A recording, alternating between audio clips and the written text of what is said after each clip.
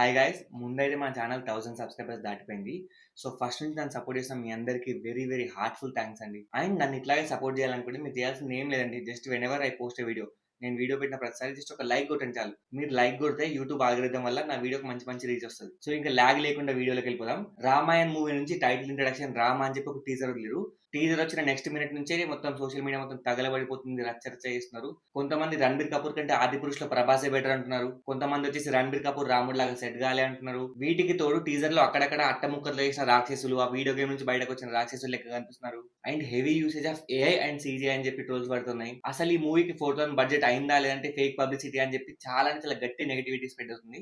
ఈ మొత్తం క్రిటిసిజం, ఈ మొత్తం ట్రోల్స్ అసలు నిజం ఎంత ఉంది, హేట్ ఎంత ఉంది, అసలు ఫెయిర్ క్రిటిసిజం ఉందా లేదా అని చెప్పి ఈ వీడియోలో మనం మొత్తం డీటెయిల్ గా డిస్కస్ చేద్దాం. ముందైతే అందరికీ ఇంక్లూడింగ్ నాకు కూడా ఈ టీజర్ చూడగానే రాడ్ ఫీలింగ్ వచ్చింది. దానికి మెయిన్ రీజన్ వచ్చేసి ఈ బొమ్మలతో వేసిన రాక్షసులు. వీళ్ళని చూసిన ప్రతి ఒక్కసారి ఒకటే ఫీలింగ్, ఆది పురుషులు కూడా అటు ఇటుగా ఇదే ఉంది కదరా, ఈ మాత్రం దానికి మళ్ళీ 4,000 కోట్ల బడ్జెట్ అవసరమా? వీళ్ళని చూస్తే రాక్షసులు అనే ఫీలింగ్ కంటే కూడా హాలీవుడ్ మూవీస్ లో వచ్చే విలన్స్ ఫీలింగ్ వేస్తుంది. అసలు మనం చిన్నప్పటి నుంచి ఒక మైండ్ లో మనకు ఒక విజువల్ ఉంది రాక్షసులు అంటే ఎట్లా ఉంటారని చెప్పి, లైక్ ఇట్లా గానీ ఇట్లా గానీ ఇట్లా గానీ. బట్ ఈ టీజర్ లో మాత్రం రాక్షసుల్ని చూస్తుంటే ఏందిరా ఈ వీడియో గేమ్ లెక్కలు పట్టుకొచ్చినట్టు. ఇంకా గట్టిగా మాట్లాడుకోవాలంటే వీళ్ళు రాక్షసుల కంటే కూడా జాంబీస్ లెక్క, ఆ రోగం వచ్చిన జంతువుల లెక్క వీళ్ళ లెక్కనే కనిపిస్తున్నారు. వీళ్ళని చూస్తే భయం కలగాలి కదా, అది కాకుండా ఇరిటేషన్, చిరాకు వస్తుంది వాళ్ళని చూస్తుంటే. మనకు ఒక్కసారి ఇట్లా ఈ ఫీలింగ్ వచ్చిన ఒక మూవీ చూసినప్పుడు ఇంకా అక్కడే ఇన్స్టెంట్ గా డిస్కనెక్ట్ అయిపోతాం. మూవీ మొత్తం మనకి లైట్ అనిపిస్తుంది. ఇగో ఈ సీన్ చూడండి, యాజ్ ఇట్ ఈస్ అవతార్ మూవీలకి పట్టుకొచ్చినట్లేదు. సో ఈ పాయింట్ ఆఫ్ వ్యూలో మాత్రం పక్కా క్రిటిసిజం మాత్రం 100% వ్యాలిడ్, అసలు ఏ డౌట్ లేదు, పక్కా వ్యాలిడ్ అయ్యింది. అండ్ నెగిటివిటీ రావడానికి సెకండ్ రీజన్ వచ్చేసి too many empty shots and empty locations. మీరు ఏ ఫ్రేమ్ పాజ్ చేసినా కానీ మనకు ఆ సీన్స్ కానీ ఆ లొకేషన్స్ కానీ అన్ని చాలా బ్లాంక్ గా చాలా ఎంటీ కనిపిస్తూ ఉంటాయి. అంటే ఎక్కడ కూడా మనుషులు కానీ సెట్ ప్రాపర్టీస్ ఎక్కడేముండవు. మహా అయితే ఒక ఇద్దరు మూవీ కలిసి మాట్లాడుకున్నట్టే ఉంటాయి.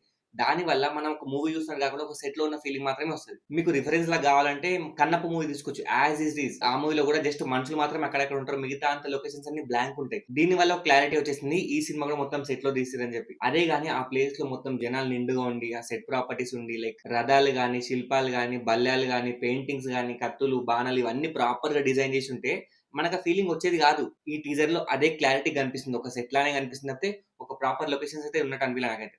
నాకు ఒక డౌట్ వచ్చింది. ఈ షాట్ లో, ఈ పర్టికులర్ షాట్ లో ఈ సైనికులంతా వీళ్ళంతా ఎటు చూస్తున్నారు అసలు నాకు అర్థమయ్యలేదు. యుద్ధం అనేది ఒక సైడ్ జరుగుతా ఉంటే వీళ్ళెందుకు అటు దిక్కు చూస్తున్నారు? అంటే ప్రాపర్ గా దీన్ని కోఆర్డినేట్ చేసుకోలేదా? థర్డ్ నెగటివిటీ వచ్చేసి too much of AI usage and CJI.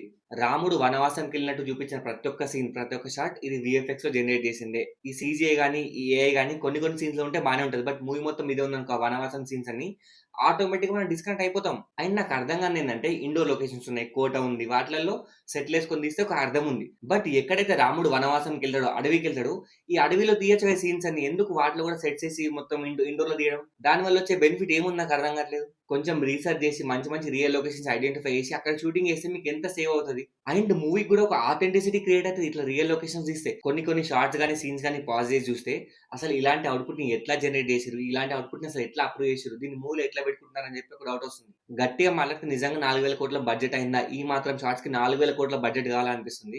And obviously ఇంత బడ్జెట్ అంటారు కాబట్టి పక్కా టికెట్ ప్రైస్ మినిమం 500 ఉంటుంది. 500 టికెట్ పెట్టి మూవీకి వెళ్ళి ఇలాంటి చీప్ విజువల్ చూసినాం అనుకో, ఆబ్వియస్లీ మనకు ఒక ఫీలింగ్ వస్తుంది, వీళ్ళు మనల్ని మోసం చేస్తున్నారా అని చెప్పి. ఆ ఫీలింగ్ వస్తే ఏ మూవీ కూడా సక్సెస్ అవ్వదు. అండ్ ఈ మూవీకి వస్తున్న బిగ్గెస్ట్ నెగటివిటీ ఏంటంటే రణబీర్ కపూర్ యాజ్ రామ అస్సలు సెట్ కావట్లేదు. దీనికంటే ఆది పురుషులో ప్రభాసే బెటర్ అని చెప్పి మస్తు ట్రోల్స్ పడుతున్నాయి. నేను మాత్రం దీన్ని యాక్సెప్ట్ చేయాలి. Because Ranbir Kapoor as Rama is perfect గా సెట్ అయిపోయింది. ఆ పర్సనాలిటీ గానీ, ఆ ఆరా గానీ, ఆయన లుక్స్ గానీ ఎవ్రీథింగ్ ఇస్ పర్ఫెక్ట్ అనిపిస్తుంది నాకైతే. I strongly believe in Ranbir Kapoor as Rama super గా అనిపిస్తుంది నాకైతే. జస్ట్ బికాస్ డైరెక్టర్ ప్రాపర్ గా మంచి సీన్స్, మంచి షార్ట్ పెట్టుకోలేదు టీజర్ వరకు అయితే. ఈ షార్ట్స్ ప్రాపర్ గా డైరెక్టర్ పెట్టుకుని ఉంటే మూవీకి వేరే లెవెల్ వైబ్ వచ్చేది. బట్ ఇక్కడ మాత్రం డైరెక్టర్ గట్టిగా ఫెయిల్ అయిపోయింది. ఈ టీజర్ మొత్తంలో చెప్పినంత బ్యాడ్ అస్సలు లేదు. అండ్ ఈ టీజర్ కి బిగ్గెస్ట్ పాజిటివ్ పాయింట్ వచ్చేసి ఈ మూవీకి మ్యూజిక్ ఇస్తుంది మన ఏఆర్ రెహమాన్ గారు అండ్ హ్యాన్స్ జిమ్మర్ హాలీవుడ్ నుంచి. ఎస్పెషల్లీ ఈ టీజర్ లో బ్యాక్గ్రౌండ్ లో ఏఆర్ రెహమాన్ గారి వోకల్స్ వస్తా ఉంటే ఒక డివైన్ ఫీలింగ్ వస్తుంది నాకైతే. సో ఈ మూవీకి మ్యూజిక్ అనేది ఒక బిగ్గెస్ట్ ప్లస్ అడ్వాంటేజ్ అవ్వబోతుంది. అండ్ ఈ టీజర్ లో కనిపించిన సెకండ్ బిగ్గెస్ట్ పాజిటివ్ పాయింట్ వచ్చేసి యష్ యాజ్ రావణ. యష్ ని రావణుడు లెక్క చూసిన ప్రతి ఒక్క షాట్ గానీ, ప్రతి ఒక్క సీన్ గానీ మైండ్ బ్లోయింగ్ ఉంది. ఆయన నడిచేస్తుంటే ఆ ఆరా గానీ, ఆ పర్సనాలిటీ గానీ, ఆ ఫిజిక్ గానీ, I'm sure Yash as Ravana will going to kill that role. నా వరకైతే ఆయన కనిపించేది హార్డ్లీ ఒక 15-20 నిమిషాలు ఉన్నా కానీ ఆ సీన్స్ మూవీకి చాలా గట్టి హైలైట్ అవుతాయని నాకు గట్టి నమ్మకం. సో రాముడికి రావణుడికి ఫేస్ ఆఫ్ చాలా తక్కువ ఉండొచ్చు. బికాస్ ఆఫ్ దిస్ ఈవెన్ హనుమంతుడి పోర్షన్స్ కూడా మూవీలో తక్కువ ఉంటాయని చెప్పి నా ఫీలింగ్. మహా అంటే సెకండ్ హాఫ్ లో వస్తుందేమో అని చెప్పి నేను అనుకుంటున్నాను. అండ్ ఈ టీజర్ లో ఇంకొక పెద్ద నెగిటివ్ పాయింట్ ఏంటంటే సాయి పల్లవి గారు ఆ సీత అసలు ఈ మూవీలో చూపట్లేదు, ఎక్కడ కూడా రివీల్ చేయట్లేదు. చాలా మంది వెయిట్ చేస్తున్నారు అసలు సీతమ్మ లాగా సాయి పల్లవి సెట్ అవుతారా అవరా, రణబీర్ కపూర్ అండ్ సాయి పల్లవి వీళ్ళు సీతారాముడు లాగా మనల్ని సాటిస్ఫై చేస్తారా, అసలు వీళ్ళకి ఆ లుక్ సెట్ అవుతుందా, ఈ క్వశ్చన్స్ ఈ డౌట్స్ చాలా మంది మైండ్ లో ఉన్నాయి. ఒక్కసారి కనుక వాళ్ళు రివీల్ చేస్తుంటే ప్రాపర్ గా ఇలాంటి డౌట్స్ అన్ని పోతుండే. సో అల్టిమేట్ గా ఏం చెప్తా అంటే ఈ టీజర్ లో పక్కా కొన్ని నెగిటివ్ పాయింట్స్ ఉన్నాయి, దాంతో పాటు పాజిటివ్ పాయింట్స్ కూడా చాలా గట్టిగా ఉన్నాయి. వీళ్ళు చేసినంత నెగిటివిటీ అయితే మూవీ డిజర్వింగ్ కాదు, బట్ కొన్ని మాత్రం వీళ్ళు డెఫినెట్లీ ఇంకా బెటర్ చేసుకోవాల్సిందే. సో ఇది గైస్ నా video on Rama introduction glimpse. నాకు అనిపించిన పాయింట్స్ అన్ని ఈ వీడియోలో కవర్ చేసిన. మీరు కనుక నేను చెప్పిన పాయింట్స్ అగ్రి అయితే ప్లీజ్ ఈ వీడియోని లైక్ కొట్టి నా ఛానల్ సబ్స్క్రైబ్ చేసుకోండి. సో ఇవాళకైతే తింటే థ్యాంక్స్, నమస్తే, జిందాబాద్.